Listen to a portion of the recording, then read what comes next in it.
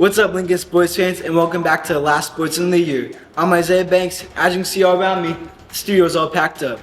We're gearing up for the move to the new school, so today's show will look very different. We have no anchors, we have no control room, and a lot of stuff has been moved to the new Gahanna Lincoln High School. But we still have some great winter sports to show you, so buckle up and let's dive in.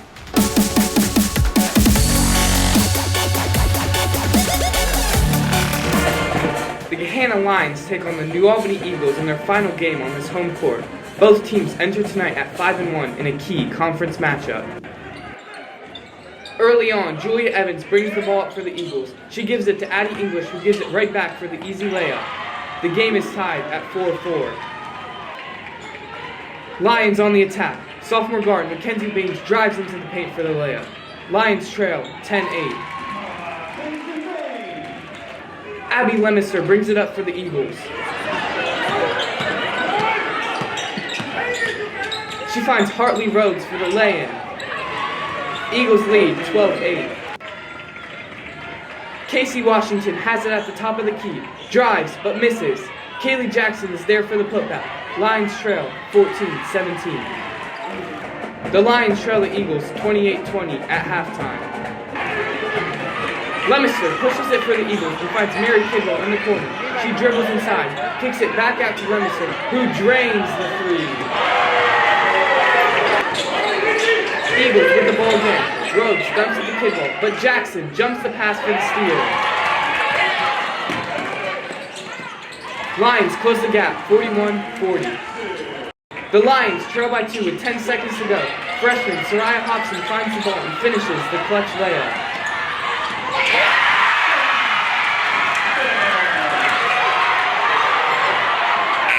We're headed to overtime. In overtime, senior guard Hayden Holt gives it to Baines, who drives into the paint and kicks it out to Washington. She splashes the big three. Lions lead 57-56. Hobson is trapped, but finds Winter Ransom, who moves it to Baines. She drives and drops it off to Washington. And one. Eagles down 3 with seconds to go. They inbound the ball. Lions complete the comeback, winning it 63-60. Just being able to trust that we worked for this all week. It's kind of hard knowing that, not knowing what the income is going to be, but knowing the work that we've put in all week, and we had a plan, and we didn't really execute as much as we wanted to, but we just did whatever we could do to win.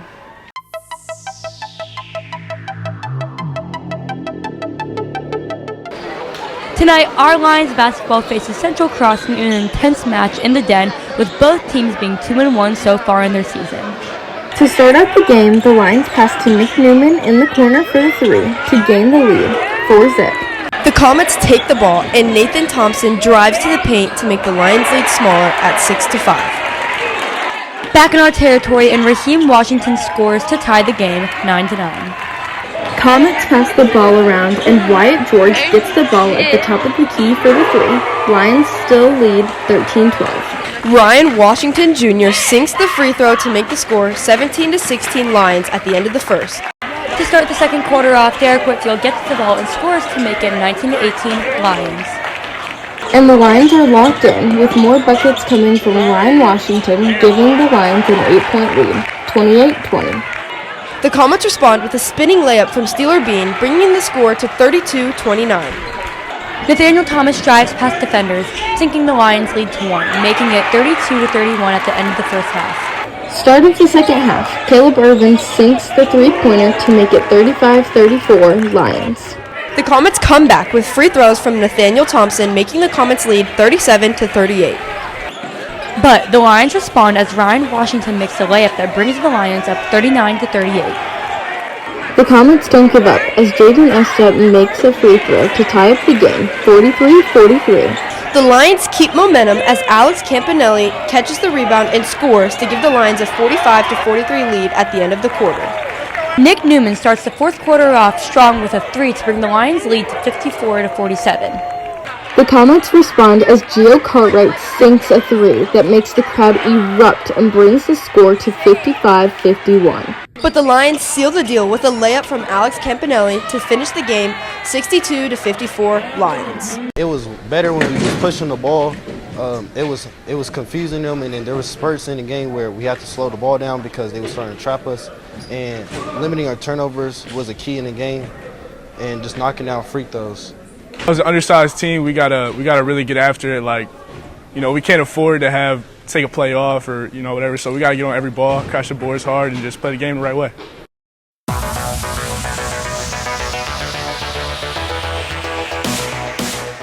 Thanks, guys. I'm here with Coach Steib, the head coach of the varsity boys basketball team.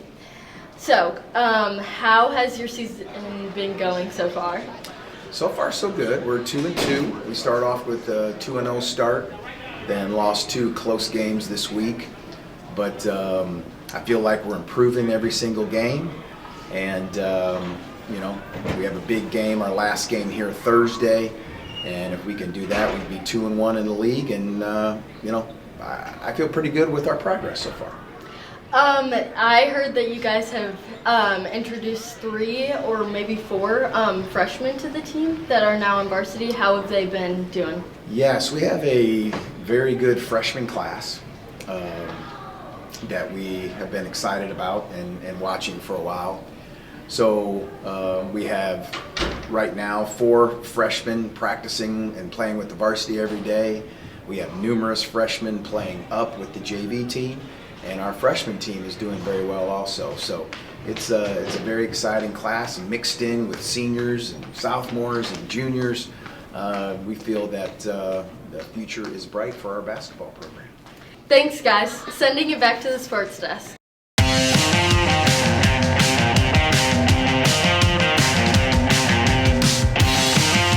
get removed from the school on Friday the 19th. Meaning all of our winter sports are practicing still. The season doesn't stop. So basketball, wrestling have found other homes. So they actually practice here. Comp cheer, cheerleading, practices here normally. So basketball is going to middle school. They're going to Ohio Dominican. Our friends over at Columbus Academy are letting us use some of their gym space. So we have found different homes there. Wrestling is going to the middle schools, so they'll be using that space. But sports like bowling and swim, they're off-site already, so they'll be practicing at their normal homes. We're not going to be able to practice at, our home gym, but, in life you got to pivot. So we're just ready to make whatever accommodations that we need to make so we can still be successful within our season. It needed to be done probably about 10 years ago, so it's here. And, it's tough during the season. That's what makes it difficult. But we have to plan, do our best to make it happen, and juggle all of our supplies and everything, getting to the new school during our season. Do our best to be organized. The biggest thing is practices over the winter break. We're sort of homeless for a while. We have to do some practices at Middle School East, and Columbus Academy has been nice to us. So it's going to be a challenge. It's going to be hectic. But again, I think we're ready for a new school. This school's has seen its better days. It was frustrating at first, but again, this is giving us, we're making the best out of that situation. So we have roughly 2.5 to 3 weeks or we don't have a home. And that's due to the construction schedule. So we need to be out of here so that they can start the demo process and start to pull the copper and pull some of those things, shut down the utilities so that we can stay on time for the demolition project. So 3 weeks is about how long we need to find a new home.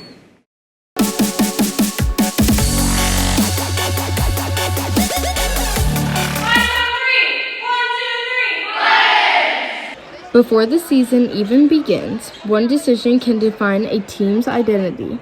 Team captains aren't chosen by stats or scorelines, but by trust. And who earns that trust can shape everything that follows. Coaches choose team captains, teammates vote on team captains.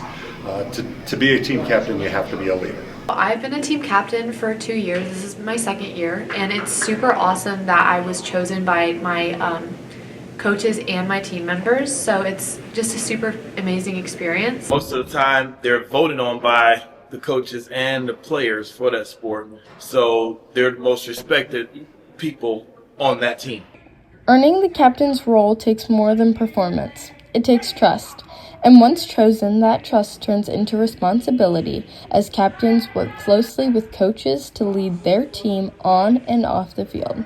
The team captain is a vital piece of the team. It's the connection between the players and the coaches. So the team captain is the coach within the student-athlete population. So I personally rely on the team captain to be our presence when we're not there. So that's the person that is making sure that fellow teammates are going to class. They're making good decisions when they're outside of the building. So it's not only on the court or on the field, it's also when we're not present.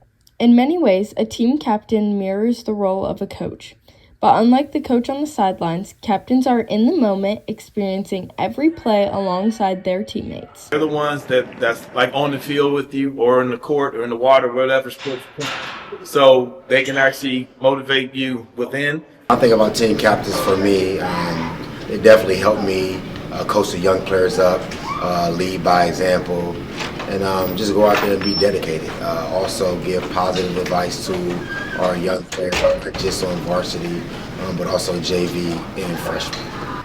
The team captain's important because student athletes need somebody that they can rely on and they can talk to. Captains experience the same wins and losses and pressure as everyone around them. And with that shared experience comes the responsibility of guiding the team through it all. I am one of 6 captains this year, which is a lot, but there's a lot to do when it comes to being a captain. Personally, I am the captain who will lead warm-ups and our cheer at tournaments and dual meets and stuff like that. So I'm definitely pretty loud, but I think that definitely earns Gahanna some respect at some of the places that we go to. Stories of being a captain, I think, are just leading by example, leading with a voice, and just stepping up in every moment, high or low. I think accountability is the biggest thing, holding others accountable as well as myself.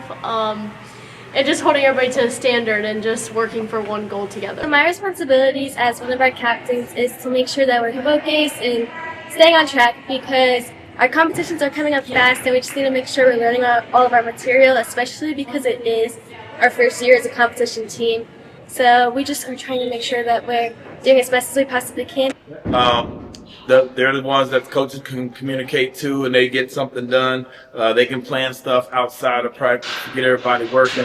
They're kind of like the heartbeat. The heartbeat they are. Captains carry the pulse of the team through every high and low, setting the pace even when the spotlight shifts elsewhere. It takes strength to lead from within, balancing responsibility, trust, and example.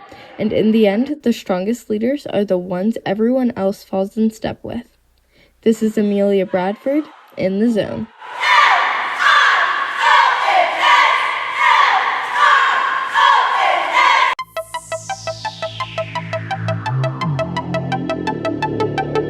Welcome to the game. The Olentangy Berlin Bears take on the Gahanna Lions. The Gahanna Lions are home. The game started slow, but the Lions picked up fast with the first goal of the game. William Richards with the first goal of the game. Gahanna, to make it a 2-0 lead, shoots a goal, but misses. Start of the second period, the Bears waste no time, scoring a goal quick into the second period. Doubling down to take the lead, it's the Bears again with another goal. 7 minutes to go in the last period, the Bears take another goal, making it 4-1. Gahanna slides in for another goal, making it 2-4. But the Bears were just unstoppable in this game, making it 3-5 at the end of the game, and the Bears win.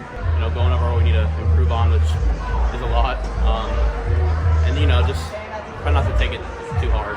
We have a lot of season to go, so.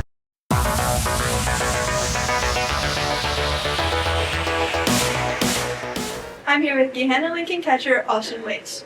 So Austin, what are you doing to prepare for this season? Yeah, I've just been, locked in and going to all the liftings and trying to get better every single day, and just been putting in the work outside of liftings and hitting on my own and lifting on my own too. What gets you pumped to play baseball? Really just, going out there and having fun and just really competing and trying my best. Are you and your teammates close? Yeah, we're pretty close.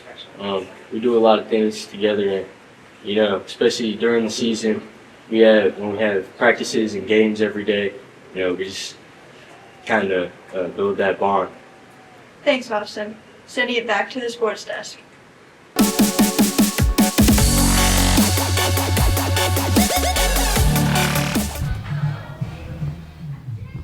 In a tucked-away road in the heart of Westerville, athletes from all over Central Ohio come to one place to grow their skill, and that is OAP. What Ohio Athletic Performance is a professional training, strength conditioning, sport performance facility that's based in Westerville. Where we spent all of our time growing up and professionally is training collegiate and professional athletes. What we've done over the course of the last 5 years is work to develop a training system that is comprehensive in terms of our mobility, speed and agility, strength conditioning, and then really looking at training through a physical therapeutic lens. For me personally, it's definitely helped me get faster, stronger. I'm able to play better, and I've produced so much more, better when I'm playing. The perks of being an athlete don't just come with natural talent, but come with lifelong bonds and better communication through teammates that is required to help improve the game. It just is like one giant, unit. Like we all work together and all try to get better in our sports. So it's a really cool thing, and I'm glad that I'm a part of it. We've all got faster and stronger. The team camaraderie is definitely a whole lot better just because we're in the same environment. It's helped a lot. Success can be shown in various different ways, including peer support, friend support, or even the things you have. But here at OAP, one thing shows that you are successful: your family's support. The history of the backstory for us for Ohio Athletic Performance is we are a family-run business. So myself, my older brother Andrew, my younger brother DJ, we started this business back in 2020. And we have since grown to our own facility here in Westerville. We all played collegiate athletics, and then our playing careers all got cut short due to injury. So various things, whether it was ACL all the way to spinal cord injuries or pre-existing disease. And we never had the opportunity to have somebody like we are now to service us and help us grow through our sport performance career, as well as help to keep us healthy and keep us on the field. So we have developed this performance center over the course of the last 5 years so that we can provide a service for kids that we never received when we were younger. To be an athlete is to never give up, no matter how bad you fall. With this training center, athletes are guaranteed a spot to glow, grow, and show what they can be, even if it's just with a pair of tennis shoes and some weights. This is Celeste Farrell in The Zone.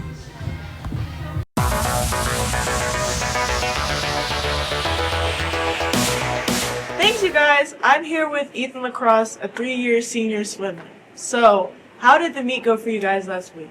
Yeah, it was great. It was really just good to kind of get in the water for the first time and really compete. We were at Westville Central, we really start the season off a lot of years with Westville Central. So it's a good flow of swimming. Personally, it went well for me. Got a PR, and then the team, both girls and boys, won. So it was just a great way to kind of shake the rust off and then get a first meet under us and prepare for this weekend, which is big Old Tangy Orange and Rock Mason for the big event. So last year you guys had an OCC championship. What are you guys doing to prepare for that? And yeah, we're training hard every day. We got just a lot of good practices in so far, and then it's really taking every meet as just an opportunity to get better in a practice for like the big moments like OCC titles. So we got a lot of good returners. I know on the boys' side, Iggy, who was an OCC champ last year, 53, he's coming back. And we got some just really strong guys all around. So, and the girls' team I know as well, they're always strong. They got some really good talent. Are there any other returning people, like seniors or OCC winners that you know of coming this year? Yeah, I don't know if Sutton won the OCC title, but he's one of our top swimmers, maybe our top swimmer, especially in the 500. He's got some really good races under him. So a lot of good returners. Brendan Miller, and then a freshman, Xavier Rivera, is going to be one of our top contributors. So just looking forward to seeing what he can do as well. What do you do personally to prepare for the new season? Yeah, I mean, I come right off cross country, so I'm already kind of in pretty decent shape, and then I just really work on kind of getting back in the rhythm of swimming. 'Cause a lot of it's technique, so I really focus on my technique, especially at the start of the season, just so I'm more efficient and just ready to go. And I work hard in practice every day. Thank you. Sending it back to the sports desk.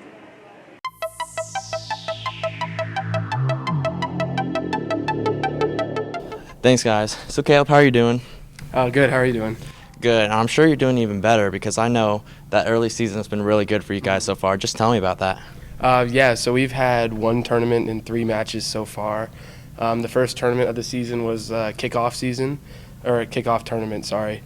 And we went into that. We knew we were going to do really good because we had a lot of our returning players, but we ended up winning it. So that was a big confidence boost for us. And then the first 3 matches of the season, we've all won by a substantial amount. So it's been pretty good so far. Man, that's awesome, really. That's really nice to hear. So with that, I know there's actually got to be a lot of just people who are really good in the bowling program. How does that look? Yeah, so we do have, Coach says that we have 10 really good bowlers that she could change in and out on varsity any given day. So having that many really good bowlers at this age is really amazing for the future. Mm-hmm. Absolutely. Finally, think you guys are winning states? I'm really confident. I don't want to jinx anything, but I think so. That's awesome. Thank you so much for your time, Caleb. Sending it back to the sports desk.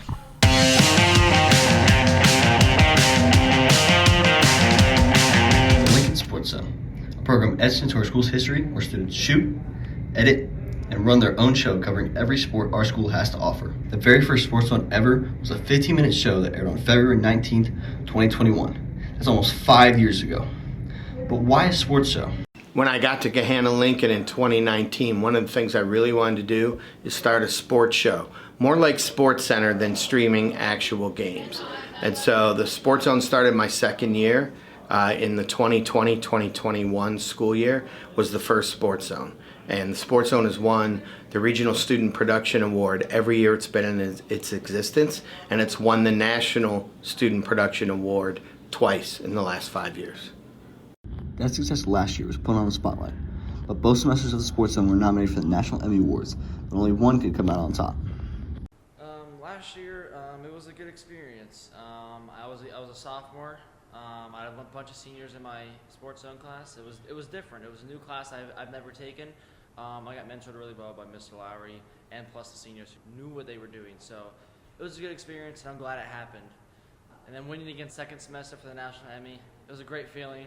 But I also knew that the second semester wanted to win that. So I knew it would be a tough decision between the judges for the first and second semester. But fortunately, the first semester came up on top, and it was something that I always wanted to do, was win some type of national award, which I was able to do last year. Even though every semester wants to win, there's so much that can be remembered. Yeah, my experience in Sports Zone, it's been really awesome. We've just had so many just great times together, and we've been able to have so many bonding experiences. I've really loved being in this class and just hanging out with my friends and covering sports. It's been so fun. I'm really going to miss it after the semester's done. The memories that have been created in this room cannot be expressed or explained, and it's sad to see it all go. Now that our time here in the studio is done, that doesn't mean the class is over, because the future is here. I'm excited to move it in the new studio because I always think we have to push forward technology-wise, and the Sports Zone should improve when we go to the new studio. We have a 100-inch monitor, we have an interactive monitor, so it's like touch screen, so maybe we could do some telestrating and things like that. We're gonna have a new video switcher, which is gonna change our technological capabilities. So I really think that, like Lincoln Live, the Sports Zone should continue to grow when we move into the new space. The next generation of the Sports Zone is ready to get going and carry on this program as well as the school legacy. This is Nathan Bedard in the Zone. I was a part of the Lincoln Sports Zone my sophomore year, and now 2 years and a National Student Production Award later, I'm honored to serve as the executive producer for this year's Lincoln Sports Zone. Our Brooklyn Willis and Natalie Andrews have a look back on all the sports we covered this year. We'll be back in the new studio next year with a new crew. Enjoy your holidays. We'll see you next year, and as always, go Lions. This class is kind of a big deal. Our newscast is nationally ranked. We've won a lot of Emmys, so it means a lot getting to be a part of such a big, intense group and continuing to build on the legacy. The biggest thing I learned from this class was just, I would say, being like a leader and like helping people and just see them succeed and learn everything in this program. Like a lot of the time, we're just kind of like go, go, go, and I really like just going and getting a show done, and I also will really miss the feeling of like being relieved after a show is finished. There's a lot more going on behind the scenes than you realize. There's a ton of stuff in the control room and directing it, and I've experienced that myself with directing a show, and there's just way more things than you realize. There's a ton of time that's going into stuff and preparation, and yeah, definitely that. I think it's really rewarding, like after the end of every show when we all just like cheer and like we're just like, yay, we got through another show, we've done it again. But definitely this class, it helped me piece together different ideas and different films into one major product.